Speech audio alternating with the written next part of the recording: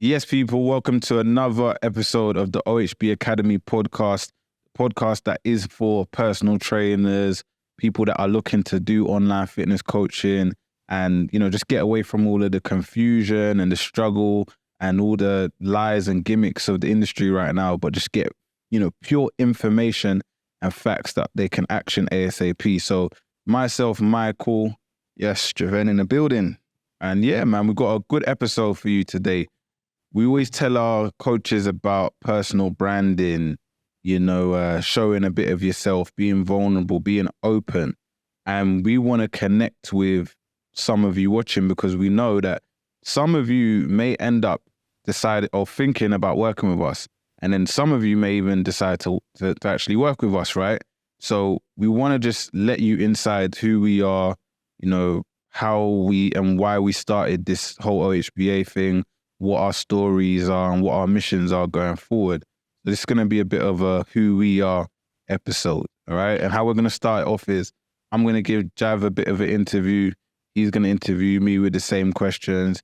And then we're going to talk about OHBA as a whole and where we're going with it as well. Yeah? Boom. Cool. So I'm going to start. Jav, all right. It's a bit of story time, but how did you land in the whole online coaching thing? How did that just... You know what it was, yeah? So obviously I got back from America 2019 in the summer. Got back from America? In America. I was playing football, had a scholarship. Anybody that knows about football, if you've been at like a professional academy or whatever, if you don't go pro, the likelihood is you could probably get a scholarship and go to America. So I did that, boom, came back. I was broke. Started coaching. I wasn't even qualified. Because in football, there's a thing called the PFA, yeah?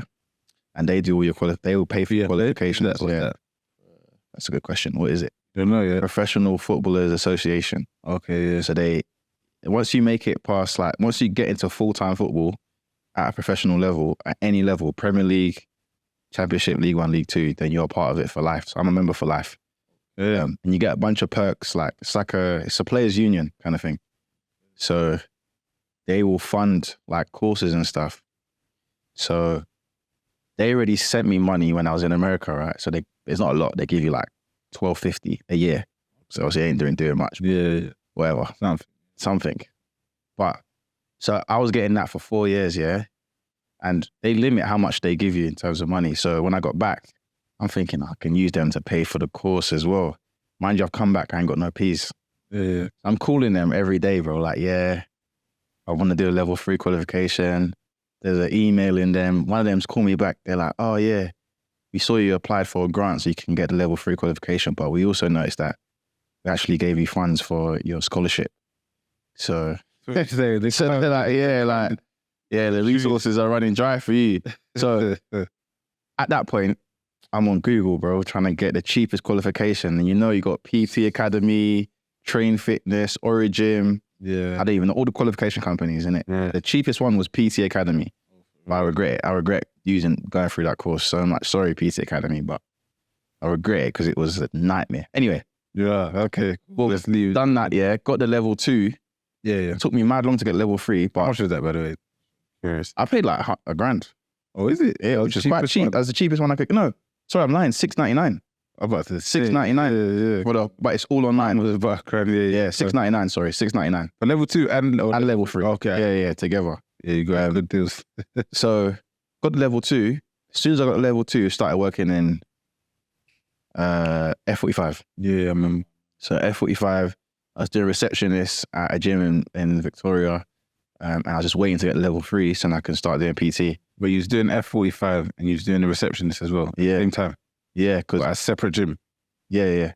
You was grinding? Because F45 is group classes, isn't it? So you don't do one-to-one PT and there's only so many classes in a week. You had spare time? So I had to... It was in the same area? So... Oh yeah? F45, Liverpool Street, and I was receptionist at a gym in Victoria. So some days... Get up at 4 a.m, get on the train to Liverpool Street, yeah? Yeah. Teach 4 classes, get on the train from Liverpool Street to Victoria, do receptionist for a few hours, go back to F45, teach a couple classes, go home. Or whatever, flip-flop it, whatever you want to say. Different things like that, boom. So I did that. I was at F45 for ages, man. Ages. But it was good because the manager was letting me do sales. I was building it up. Then, boy, the big shotgun came. Lockdown, boy. Okay. That's when I was like, and the online thing, yeah, I always thought about it. But you know when you just don't know how to do it or who, I didn't know anyone that was doing it. Yeah. And I wasn't in a commercial gym. So it's not like I was around PTs that were doing it. What do you think sowed the first thought? Because funny enough, I hadn't really thought about it. I didn't really know about it. I think the reason I thought about it, because I feel like I just knew that being in the gym can't be the only way, bro. Like, I'm thinking about life, bro. Like, did you go research though? Nah, as well. How did you find out then? That was a thing. The very, very first thing was lockdown happened, and there's a guy. I'm not gonna say the guy was. You probably seen his ads, yeah. But he was doing daily lives. Okay. Teaching people how to build their online coaching business. And then I might have forwarded it to you. I remember this guy was doing daily lives. I remember. And that just sucked me in, bro. Because then I joined the Facebook group, and that's really why I was on it. Because he's doing the daily lives and he's like giving mad game on Instagram Live, bro, for free during lockdown where man's got mere time. And all bro, I went from teaching 14 classes a week here. I was getting £30 a class or £35 a class, plus receptionist money. Plus, I was also had a part-time job working for a company they do like an app for influencers. So I remember. My days was packed. Right. I went from that to one class every Saturday morning.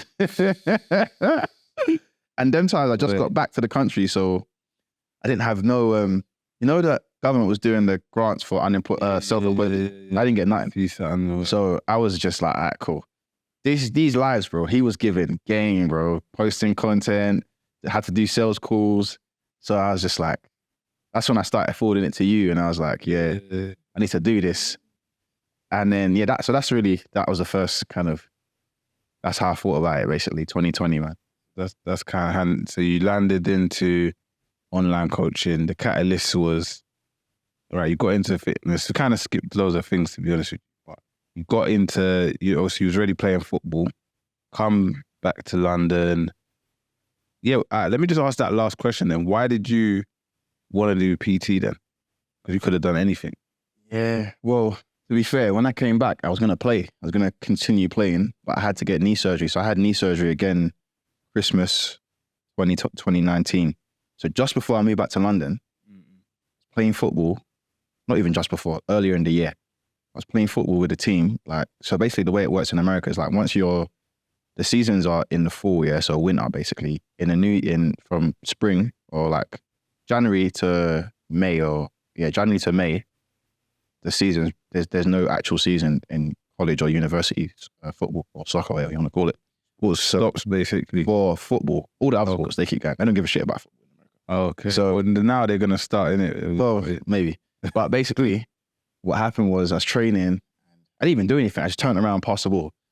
Felt my knee. I was like, rah, yeah, this is mad. Because I had knee surgery on the same knee already. I already knew something was wrong. I was like, okay, cool. I should have got the surgery there because it would have been all paid for, sorted. Me, I'm just thinking, surgery, done this before. Let me just wait till I get back to England, go NHS or go private because the PFA will pay for it. I got back, hounding the PFA to pay for my surgery.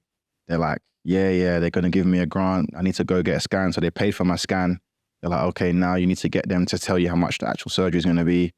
In that time, though, I went NHS as well, innit? Because I'm thinking, these lot are taking long to pay for the surgery. Let me just do NHS at the same time. So whatever comes first, I'll take. Bro, NHS, they came through quick. I was shocked. I gave them my scan because I did a scan privately. And they were like, okay, cool. We'll put you in the line to get thing. I'm thinking, it's going to take time. They're saying in the new year, blah, blah, blah. Bro, I get a call maybe 2 weeks later. They're like, would you be able to come in next week for your surgery? We've had a dropout. We can get you in. They told me before I won't have to wait 3 months. So I'm just like, bro, I'm going to have to get the surgery because if I don't get it now, I don't know when I'm getting it. So I just got the surgery. So that's when I was like, I ain't playing football. Or I'll play, but I'm just going to play non-league. I'm not going to really push it. Then I wanted to do football agency. But it's not old man game, but I'm not going to make bread now, innit? And man just got back from America, bro. I got no peas. I'm down, bro. You needed something. I need bread, though. So Okay. I've always been a fitness man anyway. Like anyone that's trained with me, like football wise, they know I'm the guy that will be staying behind, working on my left foot, work on my head in, right foot. So I always enjoyed training anyway. So fitness was just a natural progression for any, because like some man that play sports, they don't like going gym. Yeah. They only go gym because they play sports. Yeah, and they fall like far. Yeah, but me, I actually enjoy it, innit? I'll do it. So Yeah. it's just a natural thing, really. Okay, cool. All right. So we understand now how you got into online coaching. So what was your biggest struggles whilst online coaching? We know that's a journey. Man, I got two main struggles, I could say. First one was niche, man. These are 2 ones, yeah. Yeah, first one was niche, bro. I agree, by the way, yeah. Niche is like, if anyone I spoke to Damo the other day, it was having a convo about like just niching down and stuff. And he was like, yeah, like, I'm not going to lie, when I was following you, I wasn't sure what your niche was because sometimes you were talking about women and I was like to him, yeah, to be honest, I didn't know either. So the niche thing, it was difficult for me because I had firstly that mindset of, I can help everyone. You know, when you talk to PTs, like, I don't want to niche down, I can help everyone. Yeah. So I had that. And then also I had this thing in my mind where, I want to do athletes and footballers. Mm-hmm. But what I realized is coaching footballers is dead. Money's not there. And it's seasonal. For online coaching, like if I was face-to-face PT, coaching footballers, strength and conditioning, sick, make good money. Obviously, I know people playing professional football. So I could have gone down that route, but I didn't want to do face-to-face coaching anyway. So the niche thing was hard, man. Then women, then men. So bro, I was flip-flopping. I had about 4 niches in like 6 months. So that was difficult. Then I kind of settled on like former athletes or people who used to be in really good shape, but want to get back to that. So that was like almost a mishmash because it was like, it wasn't men or women and it wasn't like current athletes. Yeah. So that was, then the second struggle was generating like more leads. So especially at the start. So like I was getting calls booked, I was booking people, but there was a sticking point at like 5 or 6K where it felt like, how am I getting to 10, bro? Like that gap between 5 and 10 just felt like couldn't get there. So I think that's when, but then making a move to LinkedIn is when obviously it's the next story. So that's the next question. Yeah, that's the next story. But that was the last question, to be fair. So, but to clarify, your biggest struggles was niching down. You didn't really clarify why that was. Everyone knows why needing more leads is a struggle, you know, if you can't do it. But why is the niching down? We're gonna do an episode about that next. But just briefly, why is that? Why was that a struggle? Why you didn't know your niche? I didn't know my niche. Yeah. So then content, and me, I like making content, but I feel like the content wasn't hitting. Even though I got some videos that do really well and people reach out, but like, you know, when someone's like, they're talking deep, I can't talk deep because You don't know who you're talking to, innit? I'm just kind of, 1 minute I'm talking about growing your glutes, then next minute I'm talking about you want a 6-pack or testosterone. So it's like, I couldn't go like as deep as I wish I could have because I wasn't understanding who I'm talking to. It's like an MMA. It's like if someone gives a low kick to the calf, right? And they just keep hitting, they're gonna drop eventually. Yeah. So it's like if you keep giving content to that person and you're hitting deep, more people are just gonna want to buy. They're gonna come, yeah. So that's a big thing. And also program creation, because if you niche down, you can make like a really specific program you get better results for. So yeah, I think throughout the years, because I had so many different runs of like different type of people, I was having to make loads of different programs as well,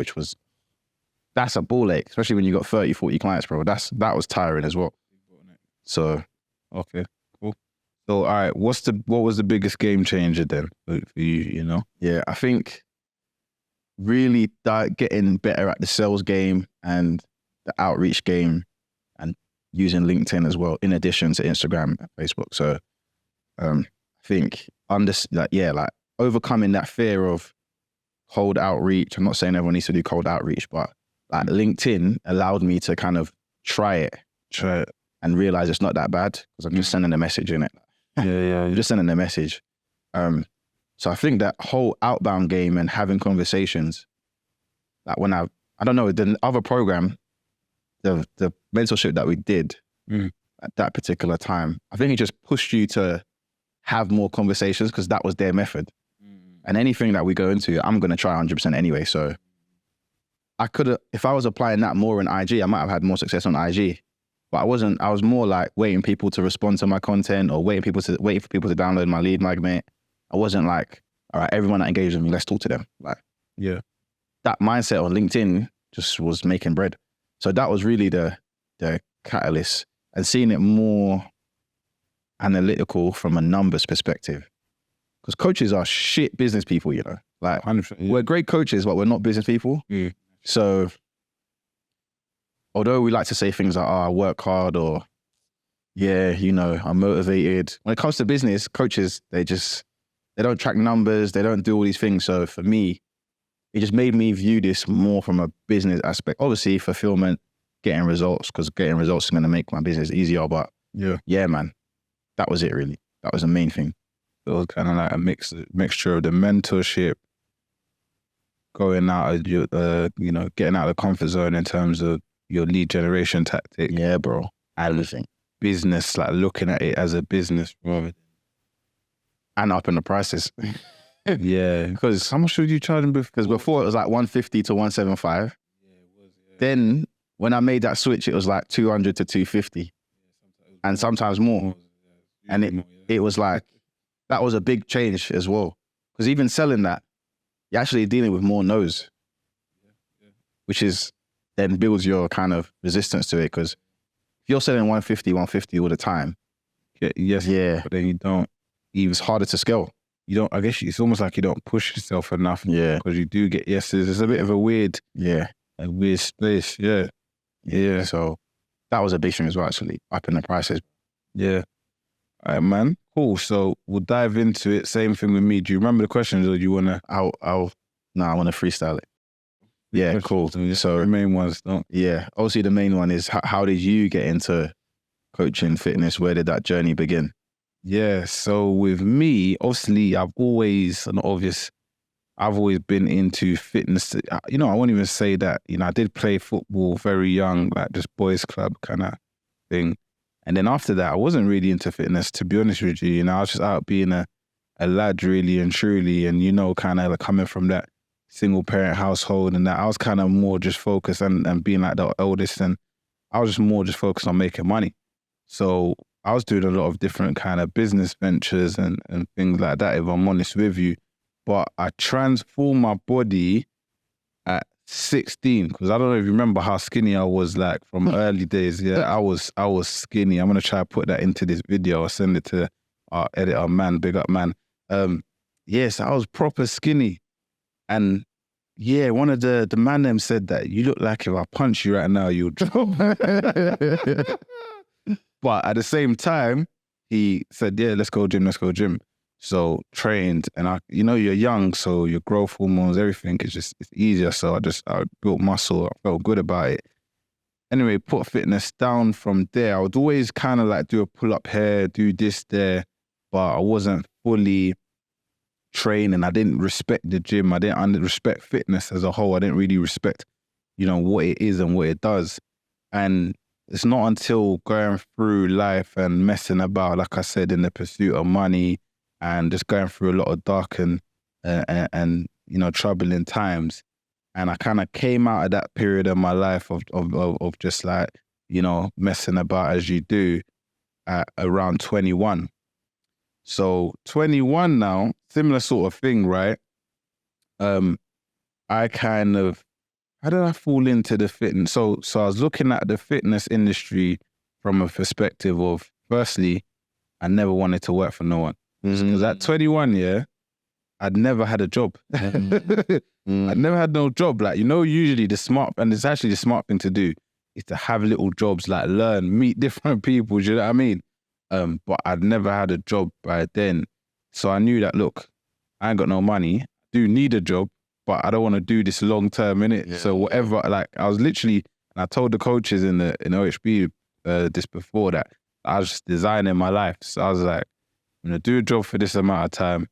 I'm going to transition into this business. And then I thought, all right, cool. I might do something to do with fitness, because one thing was that around that dark times, 18 to 21, get in trouble, law, all of that stuff, I always trained through that. And that kind of was the only consistent thing for me. So I was like, nah, man, I love this thing. Like it's good for your mental health. It makes you be resilient. Like makes you not, you know what I mean? Like, so I said, I want to do something. And I essentially wanted to do something in fitness, but I was thinking like to eventually get to a place where I have an app or something remote.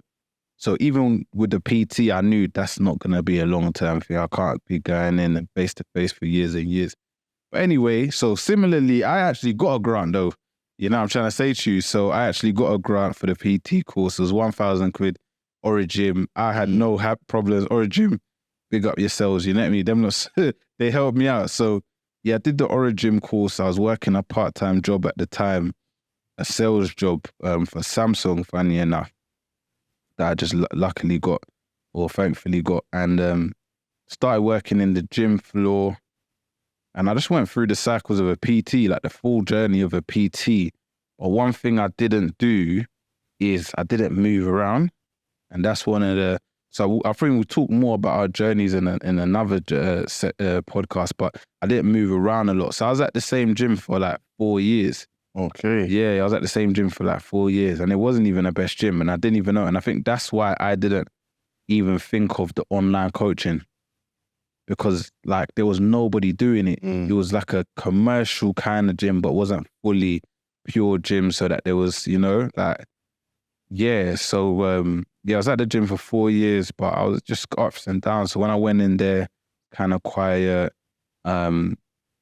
wasn't the best PT there. Not in terms of I wasn't the best, but there was other PTs that were more favored. You know what I mean? Like it was in Essex. There was more local people that are more get on with everyone. They know maybe this is someone's mum's friend or whatever, right? But then after a while, just the charisma, the energy, you know how we naturally bring it, that just led me to, you know, be the top of the gym. But then natural fluctuations. And yeah, I was doing pretty good. And then, like you said, I think it was lockdown, that was the tipping point. And I think just before lockdown, we'd been speaking. When you come back from America, this is a thing that you was always sending different things. Do you know what I mean? And I think you'd sent, before we went with that mentor, you'd sent a load of different mentors. And that was actually before lockdown. Yeah, so you were sowing the seed from time. And like I said, I just knew that eventually I'm not going to be doing, it needs to be a remote thing. But I never knew what online coaching was. Then you were sowing the seeds of it. And then I think, yeah, lockdown is when we doubled down. We said, yeah, we're going to go for it. And yeah, that's how we landed into the online coaching. So you're saying, and I'm the reason you're doing online coaching? Yeah. I think, yeah. You have to give the flowers where they're due. But I naturally would have moved. You would have done something. Yeah, like you would have done something. Yeah, I would have had to. So then it's okay, you got to online there. For you then, what were like the top 3 or top 2 struggles that you faced with it? Boom. All right, I can talk about this one well, man. So I'm going to talk about 2 because there was loads. First one was niche, just like you said. Yeah. You know, but I have to stress it a bit more that when you don't, you know, your niche, it's difficult, man. It's difficult. It's hard if you don't. Yeah, because you don't even realize. It's why any good mentor that someone goes to, they always start with that. They will always ask you, you know, who's your niche? Like, who really is it? Even the people we work with now, like, they proper dialed in on that before we started doing any work. It's the basis. It's kind of the basis for everything. If you think about it, it's the foundation of the house. So where we didn't have that, especially, you know, from my perspective, it was just hard, man. It was very hard to kind of know who I was talking to, build the programs, like you said, everything you said, so I won't reiterate too much. That was the biggest struggle. The second thing was the mindset. And I didn't even know that it was a mindset thing. I didn't know. I love this quote, I always talk about it, yeah? What's his name, man? Patrick Bet-David. Okay, yeah. Yeah, so he's got a Valuetainment, yeah. So he's got a book, Your Next 5 Moves, and he has a quote where he says, business is both high risk, both mentally and financially. So business is high risk, high return, mentally and financially, yeah? Something like that. So he's saying you can win big, you can lose big. financially, we know how. You know what I'm saying? You could flip and make it, drift into the sunset. Mentally, you can crack, as a lot of people do. And what do? They go back to whatever they was doing before, gym floor.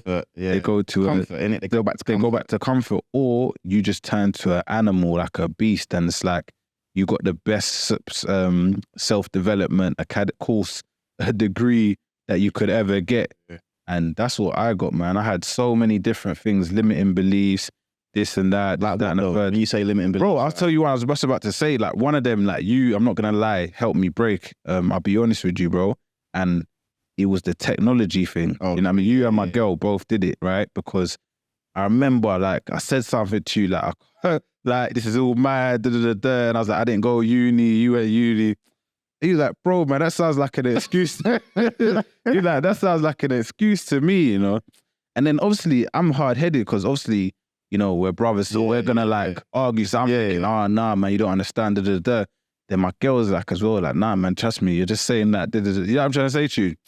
So with her saying that and just the culmination of both of you saying it, like later, I had to train myself to know, like, just tackle it head on, do it, and little things like asking for support. That's why I talk about these things. So you're on a chat, let's say you're using a software, Calendly, for example, and something's not working.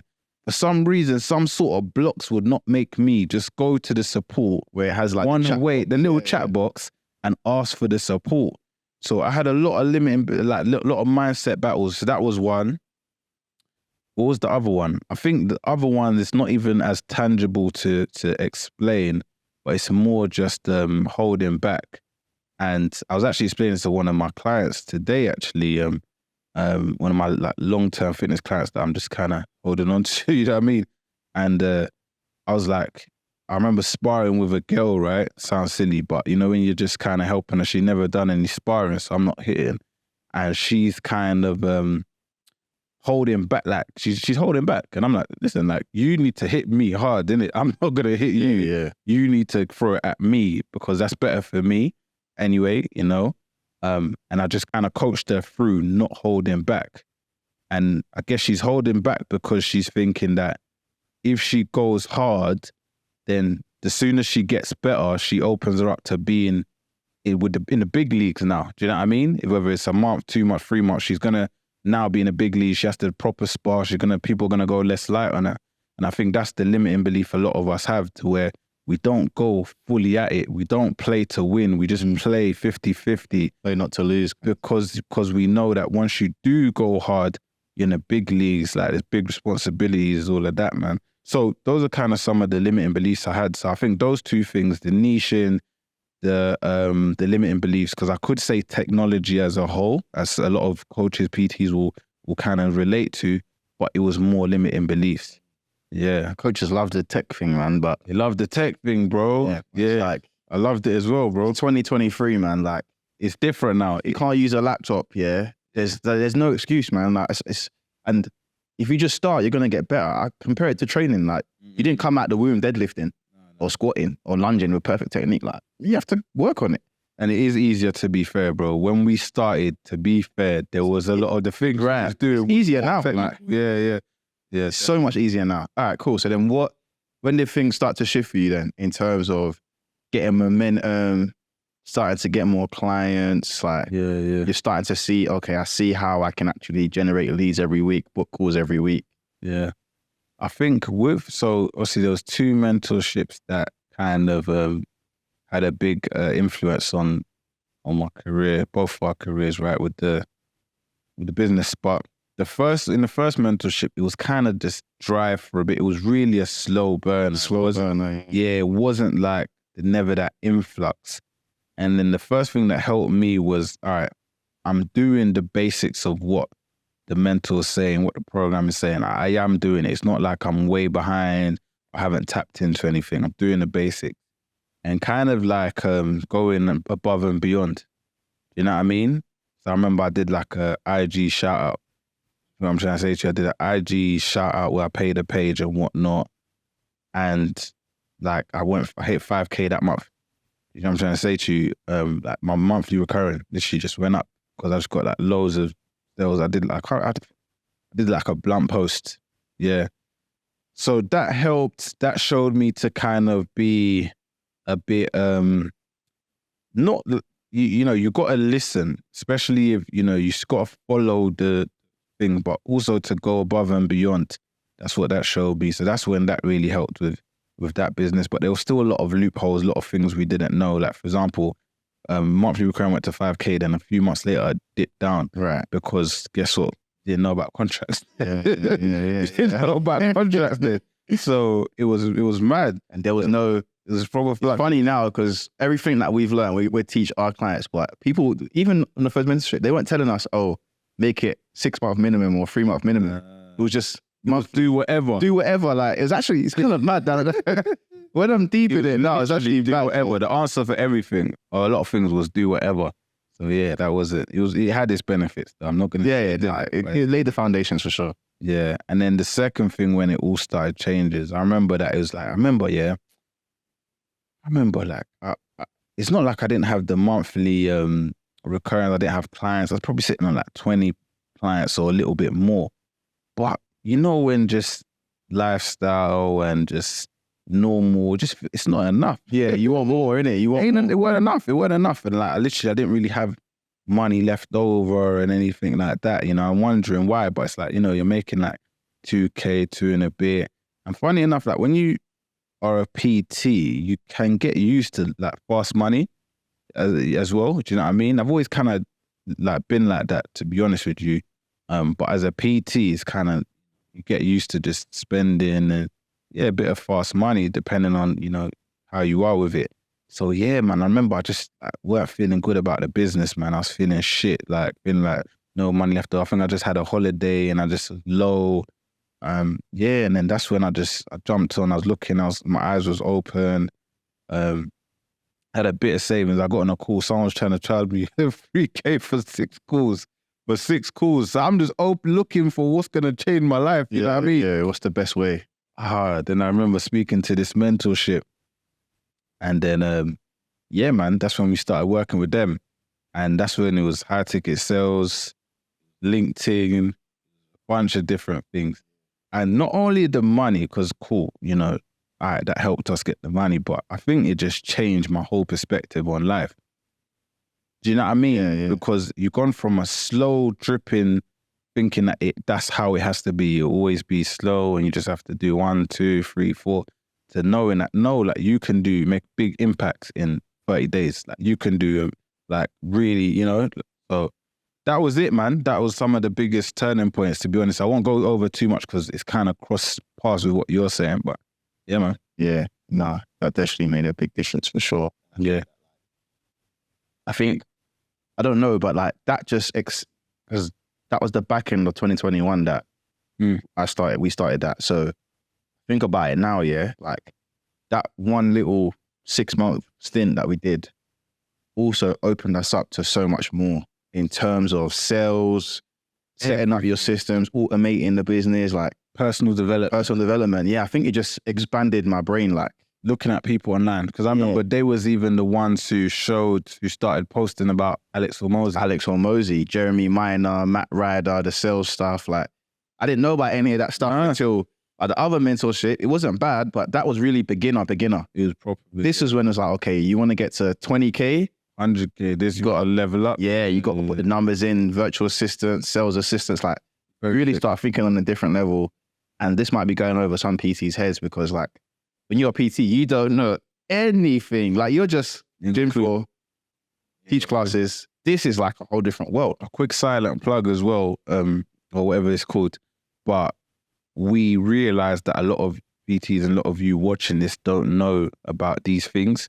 And we put together a quiz, scorecards quiz, whatever you want to call it, that will find out where the weak points are in your business or what you're lacking. So it might be out by the time you're watching this video. So if it is, then it will be in the link in the description, or you can just comment or message us personally. And it's more for you. It doesn't give us anything. Like, we don't really do anything, but it does help you identify those weak areas in your business.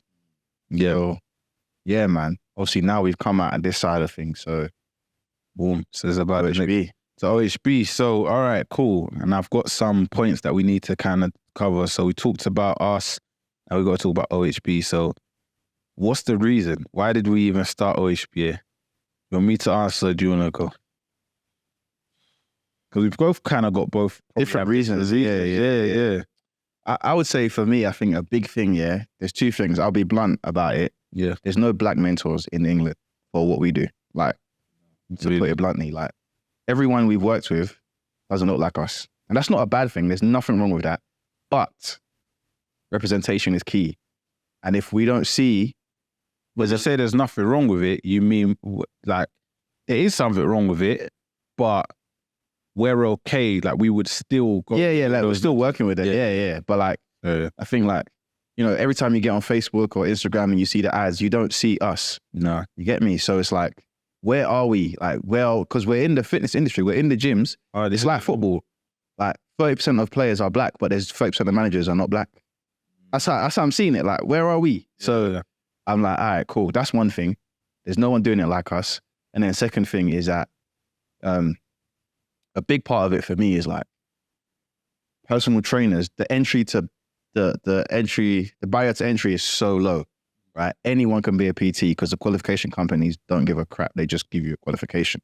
So because anyone can be a PT, the quality of coaching is pretty poor. And I don't mean like actual coaching, but I mean the way that they run their systems, the way the business is set up, the way they do everything. Like there is no system, there is no business for most PTs. It's just, hey, £30 an hour, I'll see you on Monday. Yeah. So for me, I think a big part of OHB is like, that's why I like the name Online Health Business Academy, because I want to teach people how to actually have like a coaching business where people come in, they transform their lives in 6 to 12 months and they leave and they had an experience and the coach is not stressing about waking up at 4 a.m. to do this or do that. So I think improving the whole quality of service and the quality of life for the coaches is a big driver for me, I think.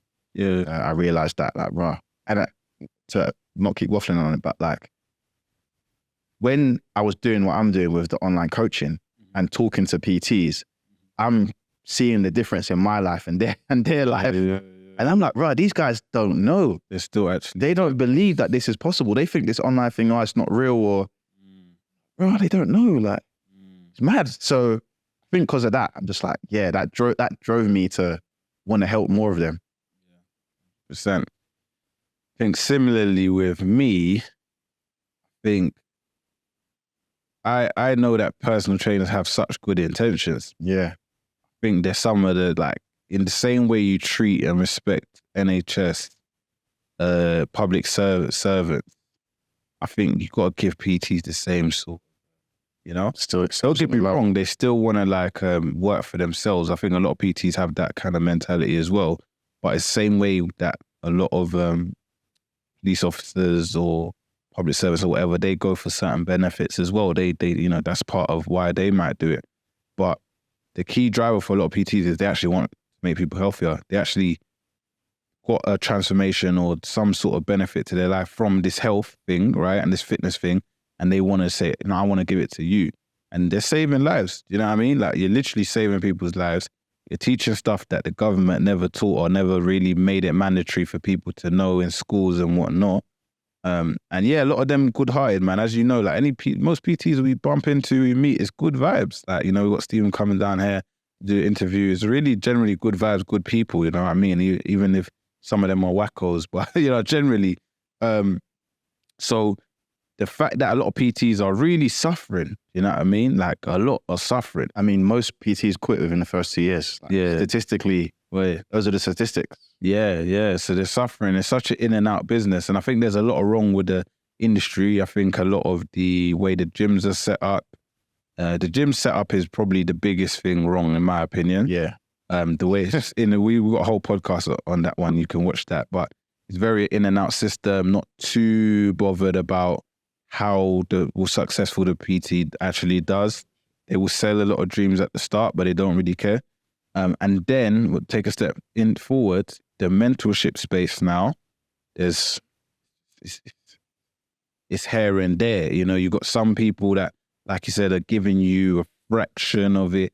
I think because it's such a small amount of people that do it, they're able to really limit the value or like overcharge.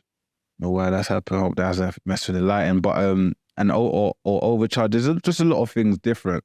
I guess that's the reason, you know, I wanted to do HBA, because I just similar, like there's a lot of knowledge missing. There's a lot of things wrong about the industry. So just to put that imprint. Yeah. So with that being said, what's the mission, man?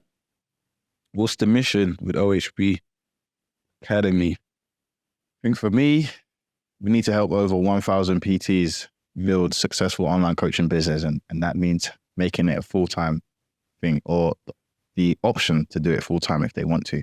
100%. It means better lifestyle, travel when you want, still have an amazing service, have transformations, change people's lives.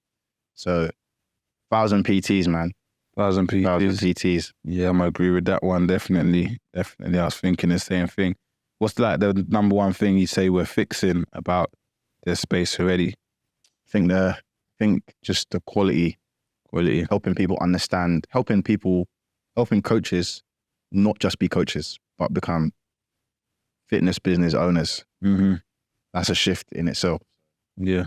Helping someone understand, okay, it's not just, okay, put a post up and hope people DM me, like, yeah. Okay, there's a system here. Okay. Once people start to see it like that, it's like, yeah, like it's unlocked something. Like Stephen, we got coming.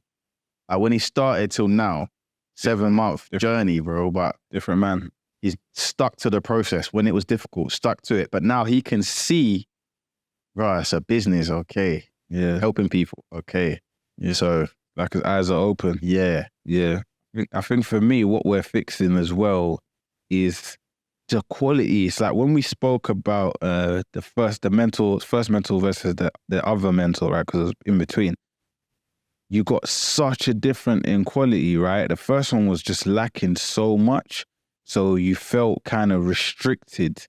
You know what I mean? You felt like, you know, someone's telling you this is all it is, but they're very rigid with what, you know, is there. And it's actually holding you back in a lot of ways, right? And then you have another one that, you know, was very valuable, but was paying £1,500 a month. It was expensive, bro. It was expensive. They were like getting $3,000 off us a month. Yeah. They hit a lick with that boy. Like you know what I mean? And you got to think relatively as well with what it was. It's cool. It was the knowledge was amazing. So for them, look, all the like, I'm not gonna contest, and I'm not gonna ask for that money back. You know what I mean? It's got the value, right? But what I will say is that it's hard, man, because when you're a PT, as you said, if we're talking about someone that's going through those things at the moment, and you want to spend your hard-earned, your money on something, you want to get something good, man. It's like if you want to get a TV, you know where you can go. If you want to get this, you know where you can go. Do you know what I mean? I want to just bring a next level of quality to the industry at the right price, but just a full system. And then, you can see, if anyone could see the inside of the OHB Academy, you will know that flipping heck, like this thing is thorough. And, hopefully that's what you'll see from the Stephen podcast and other things as well. But yeah, man. So what's the plans? So the big plan. Yeah. By the time this is out, the early bird tickets are available. Boom, that's what I was going to say. The early bird tickets are available. So exactly what I was going to say. If you ain't signed up, you better sign your ass up now, because we're doing, what is it called again? The event? What's the name of the event? Quit the Gym Floor Workshop, something like that. I don't know. So the London Live Quit the Gym Floor Workshop. Gym Floor Workshop. It's a full-day workshop. If you are a PT, coach, even an online coach, but you just want to get to the next level, level up, like, you need to be there. It's in London. Yeah. You've only got 50 slots. 50. Half of them are already gone because our coaches are taking up some of them. So let's say we've got 25 slots. Not everyone's going to be allowed to come because you have to apply to actually come. Tell them, yep. So if you're just some joker, you're not serious about life, don't apply, because we'll just refund you the ticket. So yeah, like, it's going to be really in depth. I'm going to be taking people through, like, literally your content marketing system. Michael's going to go through generating leads. Like, then we've got 2 guest speakers, which one of them is amazing. The other one is amazing. They're both amazing. And they're going to be touching different aspects, mindset,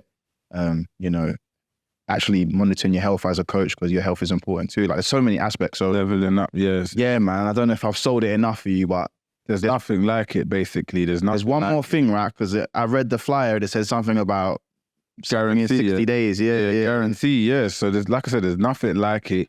And we're only accepting a small number of people. We could do the whole 100 people, 200 thing. We thought, nah, we just want serious people, small group. And if you don't get, 5 to 10 clients within 60 days of attending the event, then we will refund you the money for the event and we will give you £100 on top for wasting your time. Right. Well, Simple as that. boy, that's all you could ask for. So all you got to do now is hit the link somewhere in the description. If you're listening on Spotify, I'll put the link in the Spotify. November 18th, the live Level Up event. Okay, November 18th, 2023. Saturday. That's a Saturday. So hit the description. The link to get your early bird ticket is there. Simple, man. Apart from that, I think we're all good. Good. Peace and love. Scope.